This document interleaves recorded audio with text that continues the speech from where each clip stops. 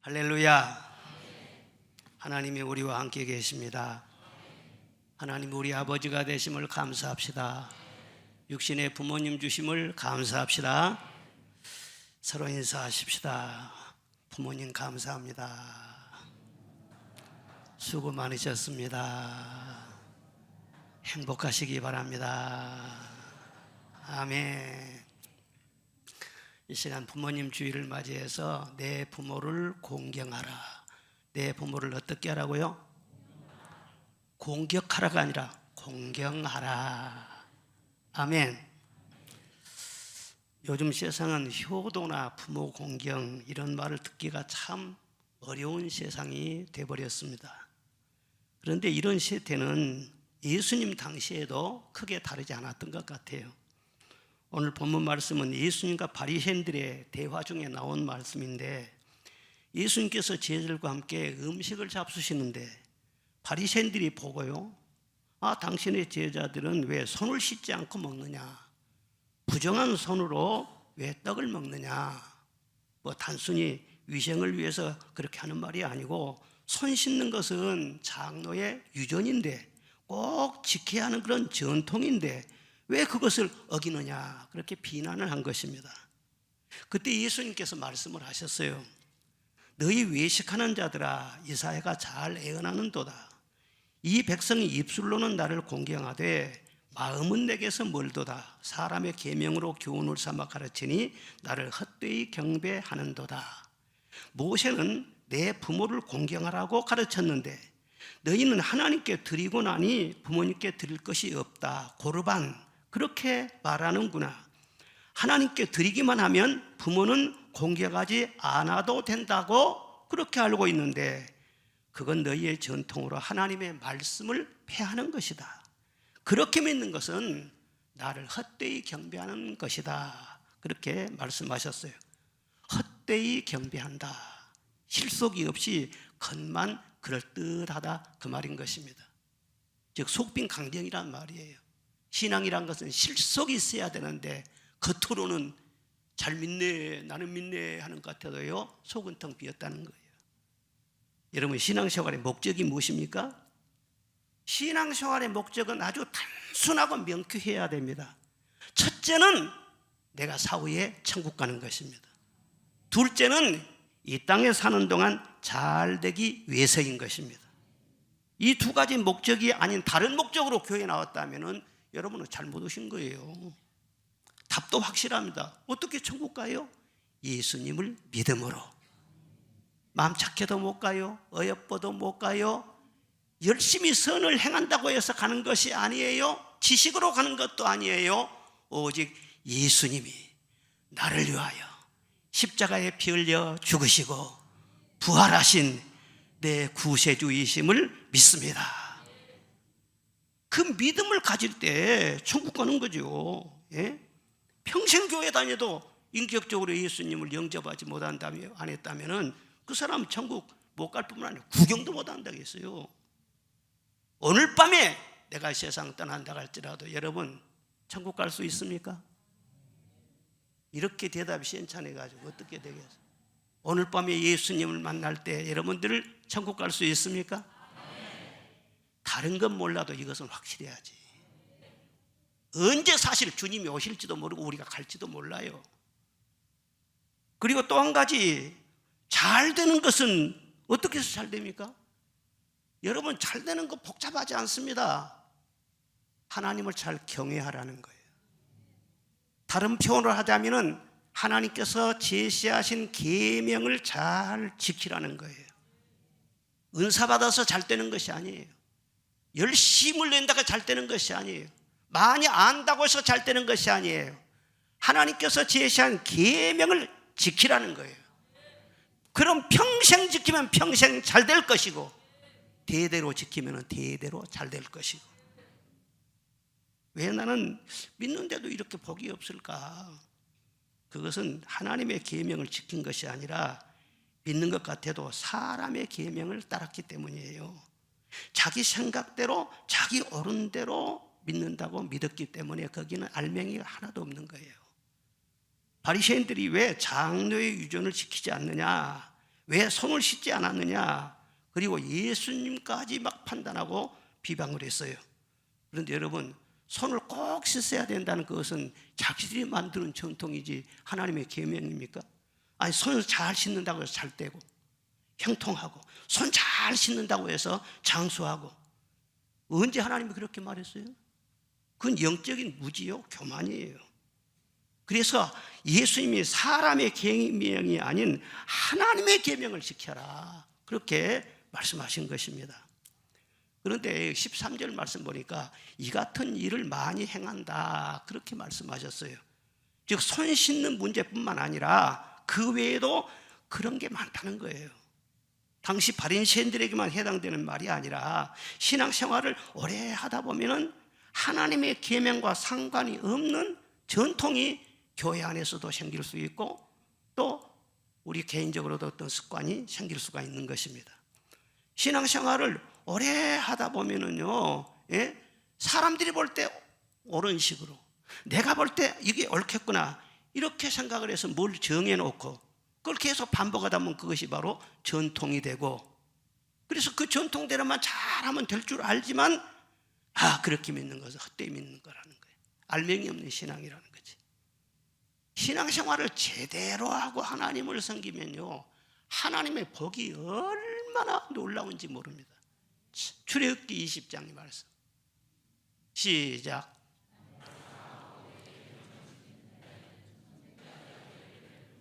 몇 때까지요? 상상할 수 없잖아요. 얼마나 놀라운 약속입니까? 하나님의 계명을 잘 지키고 사랑하면 1000대까지 복을 주신다는 거예요. 그런데 하나님의 계명이 아닌 사람의 교훈, 사람의 전통, 사람의 이론, 사람의 사상, 이것은 아무리 합리적이라고 하고 자기가 옳은 것처럼 그렇게 주장을 하고 다른 사람이 옳다고 그렇게 말해 준다고 할지라도 거기는 아무 영향가가 없다는 거예요. 설령 예수님을 영접을 했어요. 그 사람이 그런데 하나님의 계명을 붙들지 아니하고 사람의 계명, 사람의 옳은 대로 자꾸 그걸 주장하고 그쪽으로 나가요. 그러면 그 사람 구원은 받죠. 예수 믿었기 때문에 구원은 받는다고 할지라도 복은 없다는 거예요. 마음속 복은 없다는 거예요. 복은 없는 것이 무엇입니까? 마음에 복이 없으면요 만족이 없어요. 감사가 떠나요. 맨 남을 비판해요. 맨 정죄해요. 맨 남에 대해서 판단을 해요. 이거 복이 없으니까 빈소리가 요란한 거예요. 텅텅 소리만 나는 거예요. 사람이 세운 전통이나 사상이나 인습이나 판단이나 어떤 이론을 늘 주장하고 그쪽을 신봉하게 되면은요 자꾸 남을 판단하게 되고 남을 비방하게 돼요. 하나님을 경외하는 것은 내가 경외해요. 그러니까 하나님을 바라보면서 내 자신의 영혼을 다 동원해 가지고 힘쓰는 거예요. 그런데 사람의 계명은요 사람 보기에 옳은 그쪽을 쫓는 거예요. 그러니까 사람을 자꾸 의식해 가지고 그만 못한 사람을 비교하게 되고 사람을 자꾸 공격하고 사람을 자꾸 비방하고 이렇게 되는 것입니다. 신앙생활을 오래 한다면서 왜 신앙생활이 재미가 없느냐, 이거 자꾸 원망하고 불만이 자꾸 드러나고 하는 것은요 헛되이 믿기 때문에 그래요. 헛수고하고 있기 때문에 그래요. 이런 면에서 우리가 이 말씀에 대하여 참 심중하게 생각해야 되는 것입니다. 특히 하나님께서 주신 계명 중에서 내 부모를 공경하라, 이것은 우리 인간관계의 계명에서는요 첫 번째 계명이에요. 10계명 중에서 유일하게 네가 잘 되고 장수하고 땅에서 복이 있다, 이렇게 약속을 하신 계명이에요. 그리고 이 계명을 잘 지킬 때 6계명, 7계명, 8, 그 이후의 계명도요 자연스럽게 지켜지게 되는 거예요. 그러니까 이 제5계명 내 부모를 공경하라, 이 계명은요 10계명 중에서도 아주 키와 같은 아주 중요한 계명이라는 것을 여러분 알아야 됩니다. 첫째는 하나님은 효도하는 것을 다 보고 계신다는 것입니다. 하나님은 우리에게 하나님을 대신해서 우리의 부모님을 세우셨어요. 하나님이 우리에게 생명을 주셨는데 하늘에서 떨어뜨려 주셨습니까? 부모님을 통해서 태어나게 하셨죠. 그래서 우리는 세상에 태어날 때 부모님의 피를 붓고 태어나서, 그래서 우리 외모나 성격이나 어떤 기질이나 유전자나 그런 것이 부모로부터 물려받은 것이 굉장히 많은 것입니다. 그리고 우리를 기르실 때도 하나님은요, 부모님의 사랑과 희생을 통해서 기르셨습니다. 그래서 유대 속담에는요, 하나님은 자신이 만든 인간들을 더 잘 돌보기 위해서 어머니를 창조하셨다, 그런 말씀이 있어요. 즉 신앙이나 인격이나 부모님의 영향을 많이 받게 된다는 것입니다. 그리고 세계적인 위인들을 보면은요, 대개 보면 그 어머니로부터 좋은 것을 물려받은 사람들, 그런 사람들이 세계적으로 영향을 끼치는 사람들이 많이 있는 것을 알 수 있습니다. 그와 같이 낳으시고 기르시는 부모님의 은혜, 그 은혜는 하나님의 사랑을 가장 많이 닮은 은혜인 것입니다. 그래서 그 은혜를 기억하고 하나님을 잘 섬기는 것처럼 부모님 잘 섬기면 부모님을 보내주신 하나님이 보시고 기뻐하실 줄로 믿습니다. 두고두고 하나님이 딱 보내고 부모님께 잘하면요, 하나님께 잘하는 것이 되는 것, 하나님께서 복을 주시는 것이. 그리고 둘째는요, 불효하는 것도 하나님 보신다는 거예요. 본문에 보면 예수님이 상당히 강하게 말씀하십니다. 예? 부모를 불효하게 되면 죽는다, 그런 말씀까지 예수님이 직접 하셨어요. 즉 불효하면은요, 무사하게 지나갈 것 같아도 아닙니다. 그냥 넘어가지 않는다는 거예요. 레위기 20장 9절 말씀 보면은 아비나 어미를 저주하는 자는 죽이라고 그랬어요. 회방하는 자도 죽이라고 했어요. 그리고 부모를 경홀히 하는 자, 업신여기는 자는 저주를 받는다고 했어요. 또 잠언 30장 17절에 보니까 아비를 조롱하며 어미 순종하기를 싫어하는 자는 눈은 골짜기에 까마귀에 쪼이고 독수리 새끼에게 먹히리라, 그렇게 말씀했어요. 또 잠언 20장 20절 시작. 자기의 아비나 어미를 저주하는 자는 그의 등불이 흑암 중에 꺼짐을 당하리라. 예, 그의 등불이 흑암 중에 꺼짐을 당한다. 등불이 꺼져본다는 거예요. 등불이 켜져야만이 앞날이 확 밝아 빛이 있을 거 아니에요. 그게 앞날을 비춰주는 등불이 꺼져버리니까 앞날에 희망이 없어진다는 거예요. 어디로 갈지를 모르고 방황하게 된다는 거예요. 그리고 자녀들이 희망인데 효도하는 것을 보여주고 효도를 잘 가르침을 받는 그런 자녀들이 올바른 인격으로 성장하고 장래 희망이 있는 것인데, 효를 모르고 자라면은요, 나중에 배은망덕하게 되죠. 가정에서만뿐만 아니라 사회에서도 그래요. 은혜를 잊고 말이죠, 쉽게 은혜를 배은망덕해 버려요. 그러면 그 자식이 버림받게 되는 거죠.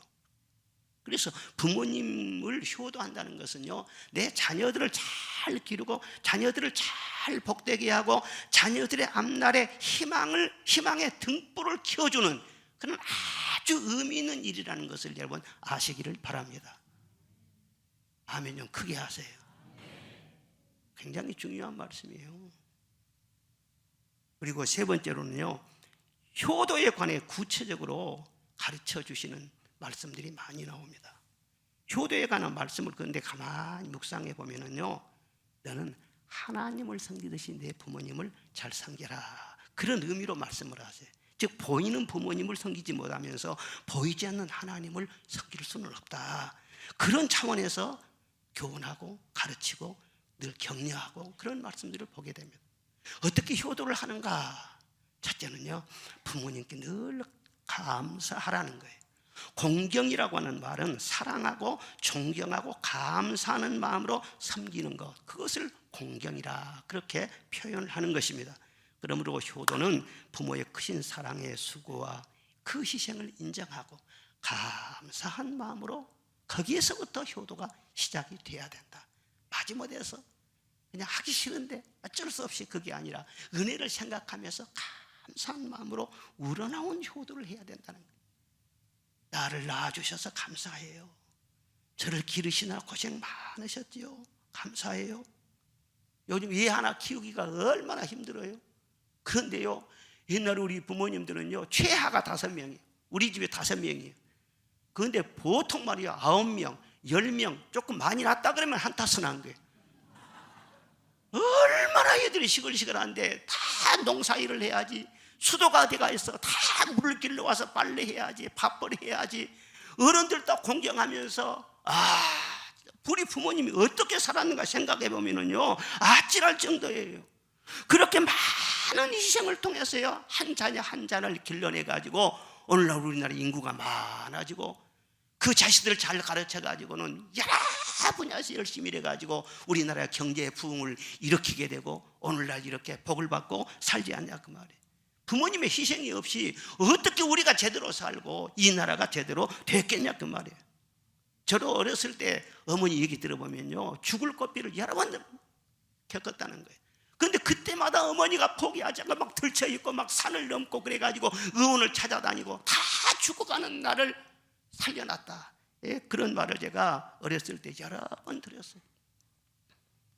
저희 어머니는 사실 요즘 흔한 국민학교, 초등학교도 안 나오신 분이에요. 교회에 가서 글을 배웠어요. 그래갖고 성경을 읽었어요.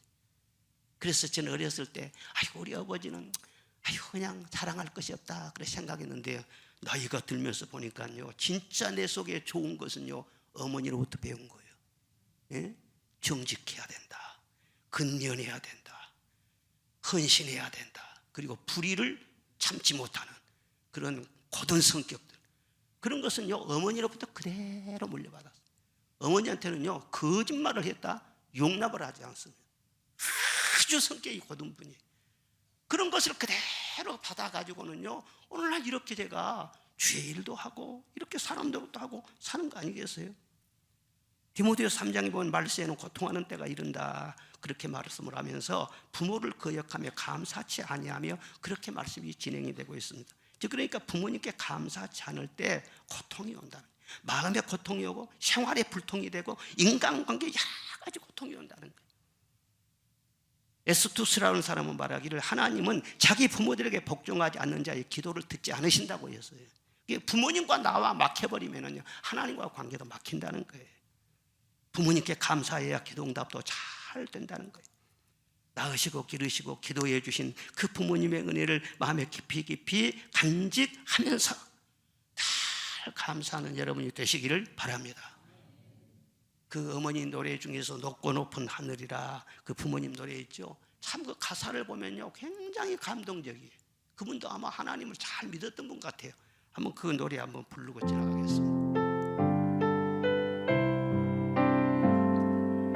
높고 높은 하늘이라 말들 하지 마.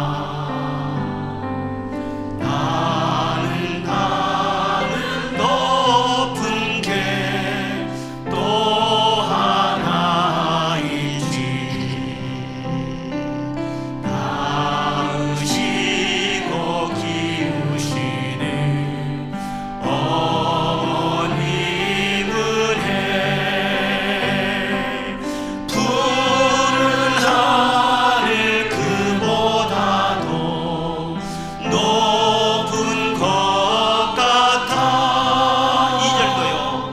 넓고 넓은 바다라고 말들 하지 마. 나는 넓은 게 또 하나 있지. 사람 되라 이르시는 어머님을 해. 푸른 바다 그보다도 넓은 것 같아. 산이라도 바다라도 따를 수 없는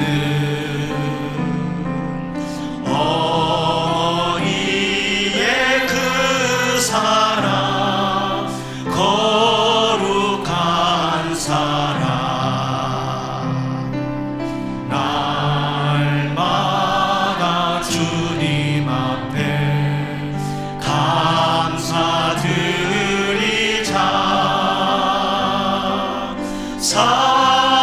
사랑의 어머님을 주신 은혜를.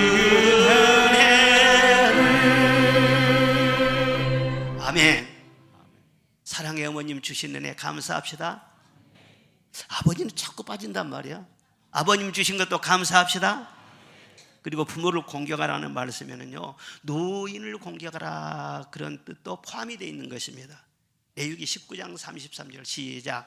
너는 샘머리 앞에서 일어서고 노인의 얼굴을 공경하며 내 하나님을 경외하라. 너는 여호와이니라. 아멘. 어른을 공경하고 존경하고 사랑하고 섬기는 것, 이것은 부모님 공경하는 것하고 같은 차원이라는 거예요. 교회 안에서 어른들 앞에 다 존경심을 표하시기를 바랍니다. 장로님들 귀하게 여기시기를 바랍니다. 학교에서는 선생님들 귀하게 여기시기를 바랍니다. 선생님한테 애들을 맡겨놓고 선생님들 조금 불편하다고 해서 마음 놓고 막 흔들고 그러면 학부형들이 안 돼요. 선생님을 귀하게 여겨야 돼요. 존경해야 돼요. 그래야 자식들도 복을 받고 이 사회도 건강하게 되죠. 그리고 어떻게 효도해야 되느냐? 둘째로 마음을 기쁘게 해드리라고 했어요. 잠언 23장에 보니까 내 부모를 즐겁게 하며 너를 낳은 어미를 기쁘게 하라 그렇게 말씀했어요. 부모님께 특별한 효도를 하는 것이 아닙니다. 자주 얼굴을 보여드리고 대화 상대를 해드리고 또 좋은 추억을 자꾸 들려드리고 그냥 부모님 마음을 즐겁게 하는 것 조금만 생각해 보면은요, 어렵지 않습니다. 부모님은요, 저도 그런 일이 있었는데 칭찬을 해드리면은요 굉장히 좋아해요. 별로 칭찬할 것이 없는 것 같은데 찾아보면 있어요. 부모님의 좋은 면이 있어요. 그래서 아버지는 이런 걸 참 잘하세요. 이것이 참 훌륭하십니다. 그렇게 하면은요 진짜 부모님이요 감동을 받아요. 가까이 살다 보니까 부모님의 허물이 왜 안 보이겠어요? 약점이 왜 안 보이겠어요? 그럴지라도 말이죠, 좋은 것을 보면서 늘 그렇게 높여드리고 존경해드리고 그렇게 하면요 그 부모님 마음이 감동받고 굉장히 마음이 기쁘지요. 자식난 보람이 있다고 그러죠.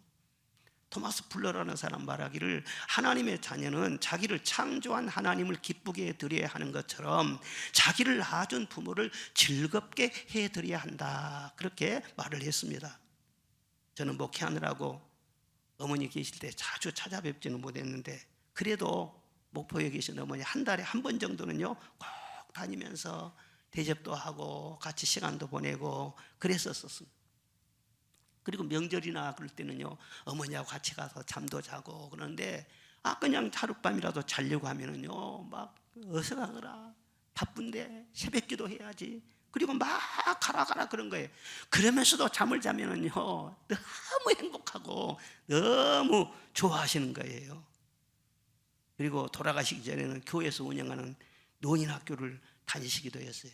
그러면 제가 꼭 한 달에 한 번씩 내가 찾아가서 간식도 해드리고 말씀도 전해드리고 기도도 해드리고 그래요.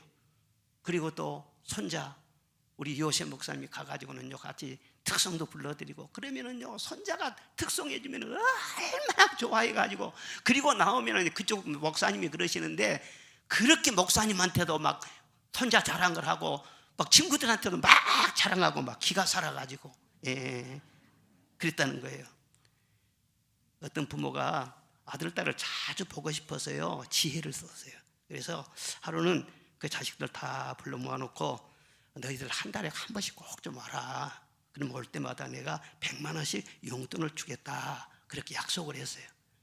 그래서는 둘째하고 셋째하고는요 그냥 매달 왔어요. 와가지고 부모님하고 시간 보내고 놀고 100만 원씩 타가고 재미가 솔솔하지 않아요? 그런데 첫째는 잘 안 왔어요. 그런데 몇 년 지난 다음에 아버지가 돌아가실 때쯤 되니까 나타나가지고는요 내가 첫째니까 유산을 많이 주셔야지요 그렇게 나오는 거예요. 그러니까 아버지가 뭐라고 했냐면 아니 나 줄 재산 없다, 다 팔아가지고 너희들 매달 100만 원씩 줬어. 그때 와서 받아가야지. 그 돈으로 준 거야. 그래가지고 첫째는요 공쳤다는 거예요. 자주 얼굴을 보이고 마음을 기쁘게 해드리면은 부모님이요 더 챙겨요. 똑같은 자식이라도요 정이 더 가고요 뭔가 더 주고 싶고 그러는 거예요. 하나님 마음도 똑같아요. 하나님의 얼굴을 자주 보이시기를 바랍니다. 예배를 한 번 참석하고 밤 예배까지 참석하고 똑같겠어요? 이러고도 밤 예배 안 나온 사람들은요 그게 무슨 배짱일까? 오늘 제게도 나오시기를 바랍니다. 자주 얼굴 보면은요 하나님께서 더 챙기시고 더 사랑하시고 그러죠. 그리고 효도를 차리려면 실제로 잘 섬겨드리라는 거예요. 부모님께 필요한 것이 무엇인지 살펴드리고, 때로는 용돈도 드리고, 옷도 해드리고, 좋아하는 음식도 대접해드리고, 그러면요, 그게 하찮은 것 같은데도 부모님이 굉장히 행복해 하십니다. 부모님은 절대 큰 것을 바란 것이 아니에요. 사소한 것이라도 그 자녀가 부모님을 챙기는 마음 씀씀이, 그걸 보시면서요 너무너무 고마워하는 거예요. 나이가 들면은 얘 닮아간다고 그러지 않습니까? 저도 그래요. 나이가 들면서 어렸을 때 그 먹었던 거, 즐겼던 거, 그런 것이 자꾸 생각나는 거예요. 붕어빵도 생각나고, 호떡도 생각이 나고, 구운 고구마 먹고 싶은 때가 있어요. 그러면 애들이 가가지고 들어올 때 말이죠, 시장 갔다 오면서 호떡을 한 봉지 사와. 그러면요 얼마나 그게 꿀맛인지 진짜 고맙지요. 그게 마음이라니까는요. 어디 가서 그냥 좋은 데 구경하면은요, 아이고 우리 어머니 모시고 와서 같이 좀 구경해 드렸으면 좋을 텐데, 그런 마음이 있어야 그게 효자지. 예? 좋은 옷을 보면은요, 우리 아버지 좀 해드렸으면 좋겠다, 그런 마음이 있는 것이 말이죠 효성스러운 마음이 아니겠어요? 성경에 보면은 부모 섬김에 귀감이 된 분이 한 분 있는데, 우리가 잘 아는 룻이라는 인물입니다. 이분은 이방 사람 모함 여인이었어요. 그런데 시집을 갔는데 몇 년 사이에 남편 죽었지, 큰아들 죽었지, 시아버지 죽었지. 그러니까 과부들만 3사람 남았어요. 그래서는 그 시어머니 나오미가 그 며느리에게 말을 했어요. 여호와의 손이 나를 치셨으므로 나는 너희로 말미암아 마음이 많이 아프다. 친정으로 이제 돌아가서 좋은 남자 만나서 가정 이루고 잘 살아라. 내 걱정은 하지 말아라. 그러면서 며느리들을 친정으로 돌려보낸 거예요. 그런데 큰 동생은요, 그럼 어머니 안녕히 계세요. 그리고 갔어요. 그런데 룻은요 가지 않는 거예요. 그러니까 네 동서가 돌아갔으니까 너도 동서를 따라서 네 친정으로 돌아가야 하지 않냐, 가라, 자꾸 건면한 거예요. 그러니까 룻이 말이죠 정색을 하고 그 어머니한테 딱 말씀을 한 거예요. 나로 어머니를 떠나며 어머니를 따르지 말고 돌아가라 강권하지 마옵소서. 어머니께서 가시는 곳에 나도 가고 어머니께서 머무시는 곳에서 나도 머물겠습니다. 어머니의 백성이 나의 백성이 되고 어머니의 하나님이 나의 하나님이 되시리니 어머니께서 죽으시는 곳에서 나도 죽어 거기 묻힐 것이라. 만일 내가 죽는 일 외에 어머니를 떠나면 여호와께서 내게 벌을 내리시고 더 내리시기를 원하나이다. 그렇게 굳은 결심을 딱 말을 하니까는요, 아무리 시어머니라도 더 이상 말을 못하죠. 그래서 룻이 시어머니와 함께 빨리 그 시가집 동네인 베들레헴으로 돌아간 거예요. 참 아무것도 없어요. 땅도 없고 집도 없고 정말 모든 거 다 잃어버리고, 이 과부 2사람인데 처음에 얼마나 고생 많았겠어요. 그래서 이삭 줍기를 해가지고 그 시어머니를 섬겨드렸단 말입니다. 아마 딸도 그런 딸이 없었을 거예요. 며느리는 딸이 될 수 없다 그러지만요, 진짜로 룻과 같은 며느리는 딸보다 훨씬 낫잖아요. 늙고 돈도 없고 쇠약한 그 시어머니, 그 시어머니가 무슨 보답을 해주겠어요 그 며느리한테. 그런데 하나님이 보신 거예요. 그 어머니한테 하는 것을 하나님이 다 보시고 기억하시고 깊이 생각한 거예요. 그래서 그 시어머니 중재로 해가지고요, 아주 유력한 돈 많은 보아스라는 부자와 재혼을 하게 됩니다. 그리고 거기서 아들을 낳았어요. 그리고 낳고 했는데 그 후손 중에 누가 나왔어요? 다윗 왕이 나오잖아요. 다윗 왕이 그냥 막 하늘에서 떨어진 것이 아니에요. 그 축복의 통로를 통해서 쭉 흐름을 통해서 태어났다는 것을 성경에서 정확하게 말씀하고 있는 것입니다. 축복은 절대로 우연이 없습니다. 심는 대로 거두는 것입니다. 부모님 잘 섬기면은 하나님이 보십니다. 그리고 언젠가는 갚아 주십니다. 구원받는 것은 그저 받습니다. 강도질하다가도 예수님 영접만 하면은요, 그저 천국으로 올라갈 수 있습니다. 그러나 축복은 그렇게 되지 않습니다. 심는 대로 거둡니다. 먼저 부모님께 잘 하셔서 축복의 주인공 되시기를 주의 이름으로 축원합니다. 그리고 4번째로는요, 형제 화목이 효도에는 굉장히 중요합니다. 부모 공경에서는 형제 화목을 빼놓을 수가 없는 거예요. 부모 앞에서 만약에 형제간에 서로 다투거나 불화하거나 서로 마음 상해가지고 말도 안 하고 지내거나 그러면요, 그건 큰 불효인 것입니다. 부부간에도 마찬가지. 부부간에 서로 오손도손하니 잘 화목하며 사는 것이 효도예요. 다른 것 주지 않아도요, 그 모습만 봐도 부모님은요 얼마나 행복한지 몰라요. 그런데 자꾸 티격태격 소리가 나고 그래 보세요.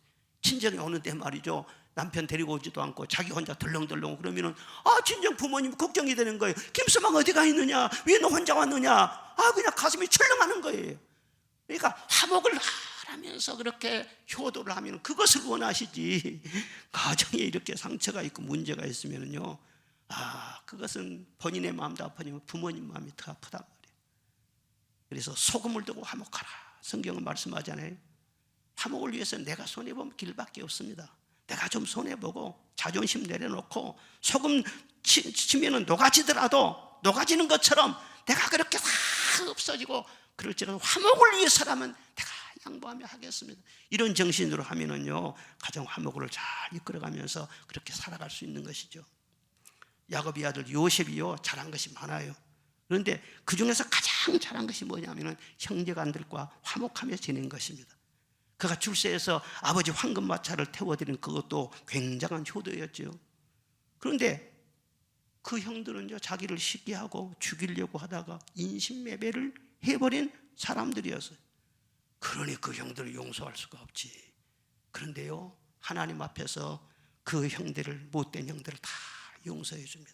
그리고 자기가 애굽의 총리가 돼서 잘 되니까는요, 바로 왕에게 말해가지고 고센 땅이라는 아주 기름진 이 나일강 삼각주, 그 땅을 하사 받아가지고는요, 자기 조카들까지 전부 다 오게 해서 말이죠, 그 기름진 땅에서 살게 만들어 준 거예요. 그리고는요, 그 아버지가 돌아가신 후에도 형들이 보복을 두려워해 가지고 막 그냥 무서워하니까는요, 그 형들을 안심시키면서 내가 하나님을 대신하겠느냐고, 당신들을 구원하라고 하나님께서 나를 먼저 여기 보내준 것이지 다른 생각하지 말아라. 그리고 안심시키면서 끝까지 사랑으로 품어주신 그런 요셉이었어요. 하나님께서 그 요셉이 그 마음 쓰는 것을 왜 안 보셨겠어요? 다 보시죠. 그리고 그에게 어떤 복을 주셨는가? 창세기 49장 22절 시작. 요셉은 무성한 가지 곧 셈 곁에 무성한 가지라. 그 가지가 담을 넘었도다. 아멘. 담을 넘었대요. 셈 곁에 무성한 가지가 돼가지고 쭉쭉 뻗어나가는, 날로 번창하고 날로 번영하고 그 자손들이 말이죠, 가나안 땅에 들어간 다음에도 말이죠, 에브라임이라는 그 지파가 가장 넓은 그 산지를 전부 다 차지하고 이스라엘의 대표적인 지파가 되고, 이런 모든 것이 그 조상 요셉이가요, 화목을 위해서 헌신적으로 노력을 하면서 하나님 마음을 흡족하게 해드렸기 때문에 그런 결과가 나왔다는 거예요. 욥기에 보면은 화목하고 평안하라, 그리하면 복이 임하리라 그랬어요. 여러분의 가정이 모두 다 사철에 성령 바람이 불어오는 화목한 가정 되시기를 주의 이름으로 축원합니다. 그리고 다섯 번째로는요, 허물을 덮어드리는 것이 또한 효도라는 거예요. 사람은 실수와 허물이 다 있는데 부모님도 예외가 아닙니다. 부모님 생애 중에서 낭패와 어려움을 겪을 수도 있었을 것이고, 생애 중에 큰 오점을 남기는 실수를 했을 수도 있는 것입니다. 물론 자랑스러운 부모님을 섬기는 자녀라면 즐거움으로 섬길 수가 있죠. 그런데 그런 부끄러운 부모님이라면요, 마음이 얼마나 어렵겠어요. 그러나 성경에는 어떤 부모라 그런 말이 없어요. 이런 부모를 공경하라 그런 말이 없고 딱 한마디예요. 내 부모를 공경하라, 그렇게만 명령하시는 거예요. 그러니까 부모님의 허물이 있더라도 다 덮어드리고 하나님의 명령대로 그저 하나님 앞에 순종하는 그런 마음으로 그렇게 섬겨드리는 것이 참 효다라는 것을 잊지 마시기를 바랍니다. 아버지가 실수하고 어머니가 잘못돼서 그렇게 했을지라도 나는 내대로 내 할 일을 제대로 다 하면은요, 하나님이 보시고 그 자식에게는 복을 주신다는 거예요. 스위스에서 있었던 일인데, 그 나라에서는요, 어떤 죄수를 일정 기간 거리에 청소부로 일하게 한 그런 적이 있었다고 합니다. 그런데 죄수들이 청소하는 것을 수상이 말이에요, 관저에서 말이에요, 물끄러미 창밖으로 내다본 거예요. 그러다가 좀 기이한 장면을 목격을 했어요. 옷을 단정하게 차려입은 한 학생이요, 눈을 쓸고 있는 어떤 재수한 사람에게 다가가서는요, 손에다 입맞춤을 하면서 잠시 대화를 나누는 거예요. 그러다가는 헤어지는 그것을 본 거예요. 그래서 수상이 좀 마음속에 의심이 들었습니다. 그 주에서는 정치범이었습니다. 그런데 저 사람은 분명히 하면 그 학생은 그 정치범의 추종자일 것이다, 그렇게 추측을 했어요. 그리고 그 학생 어디로 가는지 딱 알아가지고는요, 빨리 잡아오게라. 그래서 학생을 잡아들였어요. 그리고 수상이 신문을 합니다. 너 그 주에서와 어떤 관계냐? 그때는 무슨 말을 그렇게 나누었느냐? 다 캐물어. 그러니까는요, 그냥 뭐라고 말씀을 하냐 그러면은요, 그분은 사실은 바로 저희 아버지이십니다. 아버지십니다. 아버지가 너무나 눈 내리는 그 추위에 너무 추울 것 같아서 내 입김으로 아버님 손을 좀 잠시 따뜻하게 해드리려고 제가 찾아가서 그렇게 한 것입니다. 아니, 그렇게 얘기를 한 거예요. 너희 아버지라고?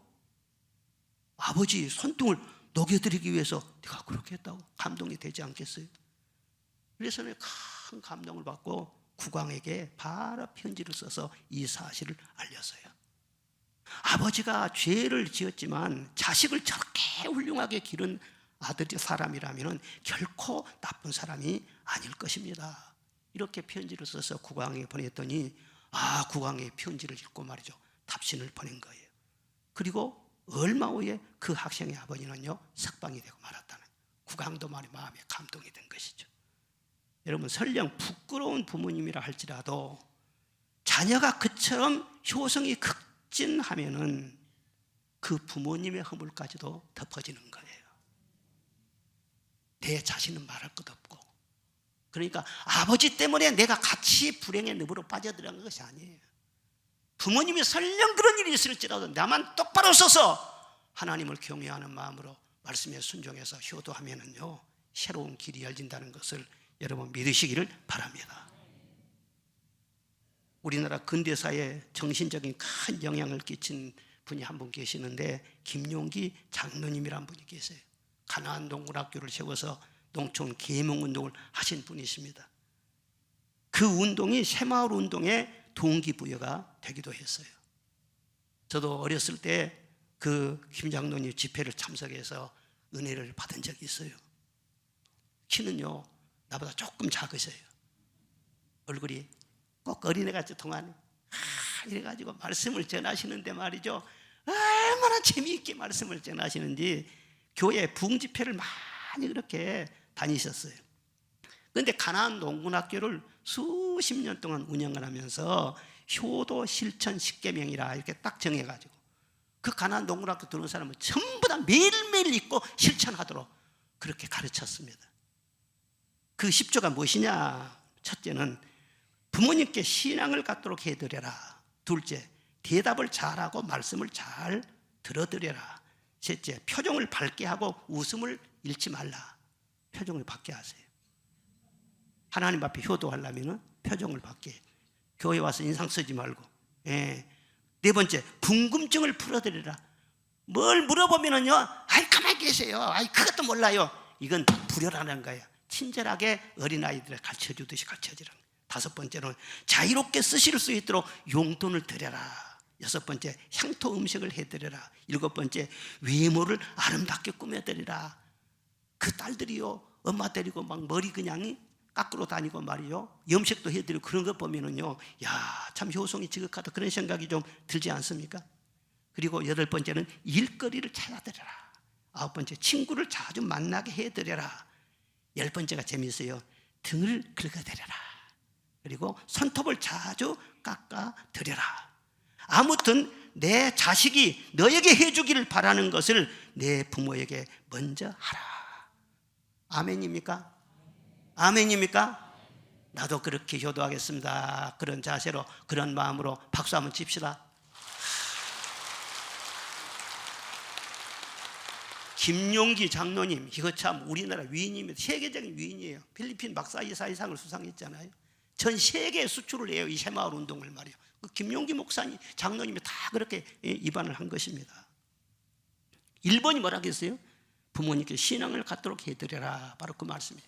무엇보다도 영혼 구원 받도록 전도하는 것보다도 더 귀한 효도가 없다는 거예요. 그렇잖아요. 우리가 천국 지옥이 있는 것이 분명을 알고 주 예수를 믿는 길 외에는 구원이 없다는 것을 분명히 내가 안다면, 부모님이 예수 믿지 않고 있는데 전도하지 않는다? 그건 불효자지. 저는 첫 번에 예수님만 믿고 말이죠, 우리 부모님을 먼저 구원해냈어요. 새벽기도 갔다 오면은요, 자리를 막 거두고 말이죠, 아버지 우리 하나님 믿어야 됩니다. 어머니 하나님 믿어야 됩니다. 새벽마다 가정예배 드리면서 계속 찬송 부르고 제사 못 지내게 하고, 우리가 살려면 예수 믿어야 됩니다. 아무리 조상 많이 숭배하고 제사 많이 드려도 우리 집안이 잘 되는 것이 뭐가 있습니까? 예수 믿어야 잘 됩니다. 막 그렇게 했어요. 그러니까 아들이 너무 세게 그러니까는요, 어머니가, 아버지가 눈을 깜빡깜빡 그리고 손은 깜빡깜빡 그리고 금방 따로 나와. 어머니는 고집 좀 세갖고 말이죠, 나중에 버티고 하다 하나님이 가만 놔두시겠어요? 병으로 치고 말이죠, 막 꿈자리에서 막 그냥 하나님이 나타나가지고 막 말씀하시고, 그래가지고 결국 나오셨어요. 두 분 다 예수님 잘 믿다가 저 하늘나라에 가셨어요. 저는 그것을 굉장히 참 감사하게 생각해요.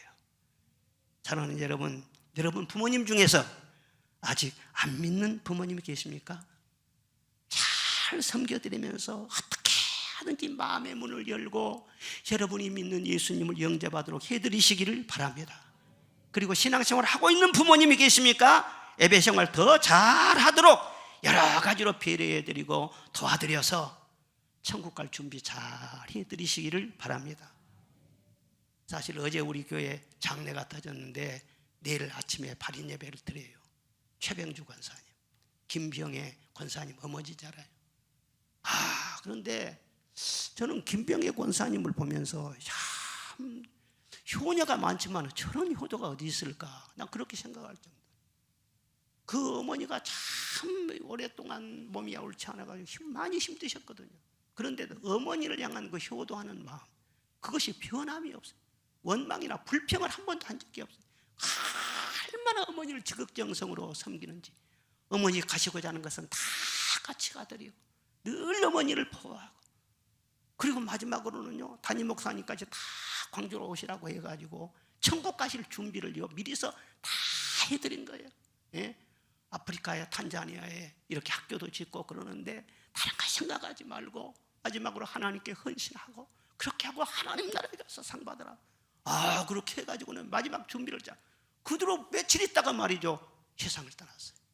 저걸 보면서 말이죠, 참 훌륭한 따님을 두셨다, 저는 그렇게 생각을 하죠.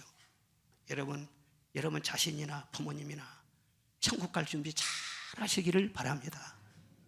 이 세상에 소망이 있는 것이 아닙니다. 우리는 하나님 나라밖에는 소망이 없습니다. 예수님은 직접 말씀하셨어요. 내 부모를 공경하라. 그리하면 땅에서 복받으리라. 잘 될 것이니라. 장수할 것이니라. 내 자손이 번성할 것이냐. 아주 세트로 말이 축복을 다 몰아서 효도한 자에게 주시겠다고 약속을 하셨어요. 효도 잘해서 자손 대대로 이런 축복의 가문을 이루시기를 주의 이름으로 축원합니다.